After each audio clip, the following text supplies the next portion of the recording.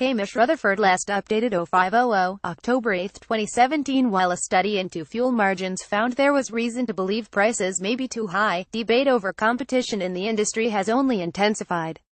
New Zealand's fuel industry appears to be destined for a new, tougher probe into petrol prices, which would compel companies to hand over detailed data on profits. The Commerce Commission is poised to be granted new powers to initiate market studies without evidence of collusion, and industry figures now see fuel retailers at the front of the queue. In July, a government inquiry found that retail margins on petrol had risen sharply since 2011, in a way which had not been matched by investment. While Energy Minister Judith Collins has defended the findings of the fuel margins inquiry, she said it was one of the reasons Cabinet wants to give greater powers to the Commerce Commission, to force industries to provide evidence to market studies. Higher prices in Wellington and the South Island than the Upper North Island did not have any clear justification.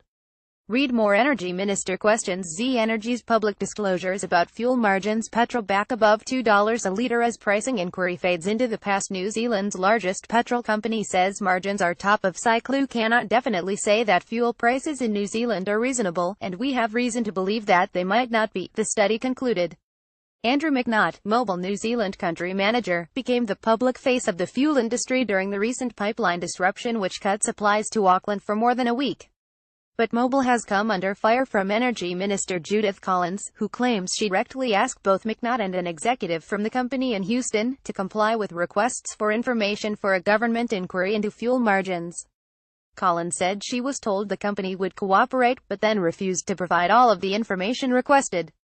But the report has only intensified arguments about competitiveness in the multi-billion-dollar retail fuel market. Fuel margins plunged immediately prior to the report being released, prompting a belief within official circles that the study had already had an impact.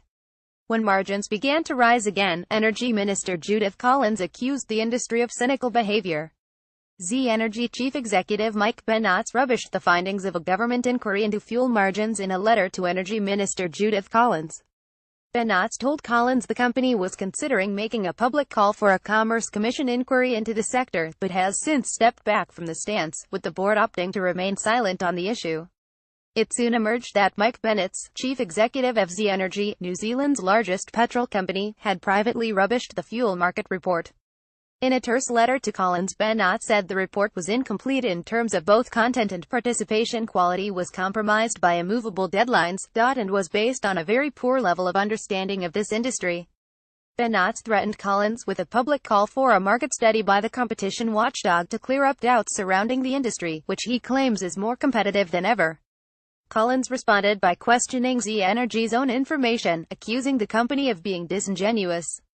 She has also accused Mobil and Gull of undermining the report by refusing to hand over information as promised. It's very difficult when two of the major players in the area, having said first that they would provide the information requested, then choose to provide some of the information but not all of it, Collins said. Mobil refused to comment, beyond a statement asserting that it had engaged to the highest level possible with the inquiry. Collins has said the inability to force the petrol companies to provide information to the inquiry was one of the reasons Cabinet recommended giving greater powers to the competition watchdog. It's pretty clear to me that we have a right to be concerned. Dave Bodger, Gull New Zealand's general manager, said irrespective of ongoing coalition negotiations, it appeared the political mood was for action in the sector. But an inquiry was only likely to confirm what the public could already see. I don't think you need much more information than a 20-cent a litre difference between most of the North Island, excluding some suburbs, and Wellington and all of the South Island, to actually know where you're going on this. This week motorists in Wellington were paying at least 20 ca litre more in Wellington than Leven, where Gull has a station. AA spokesman Mark Stockdale said giving added powers to the Commerce Commission required a law change.